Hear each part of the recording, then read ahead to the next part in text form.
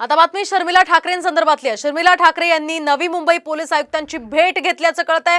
यशस्वी शिंदे हत्या प्रकरणी त्यांनी आयुक्तांची भेट घेतली आहे। त्यामुळे आता कठोर कारवाईची मागणी सुद्धा त्यांनी पोलीस आयुक्तांकडे केली आहे। यशस्वी शिंदे हत्या प्रकरणी आता आरोपीला कठोरात कठोर शिक्षा देण्यात यावी यासाठी शर्मिला ठाकरेंनी आयुक्तांना भेट दिली आहे। दरम्यान उरणमधील शिंदे कुटुंबियांची सुद्धा त्यांनी भेट घेतलेली आहे। पीडित कुटुंबियांची भेट घेऊन त्यांचं सांत्वन शर्मिला ठाकरे यांनी केलेलं आहे। आपण पाहतोय उरणमधल्या यशस्वी शिंदे हिचा अतिशय निर्घृणपणे खून करण्यात आला होता। आमची अशी पंतप्रधानांना विनंती आहे की आता पुढच्या 5 वर्षात ह्या एकच वर्षात तुम्ही तो शक्ती कायदा पास करा आणि तो पास करून त्याचं इम्प्लिमेंटेशन होतंय की नाही ते बघा। असे गुन्हे झाले की 2 महिन्याच्या त्या माणसाला फाशीच दिली पाहिजे।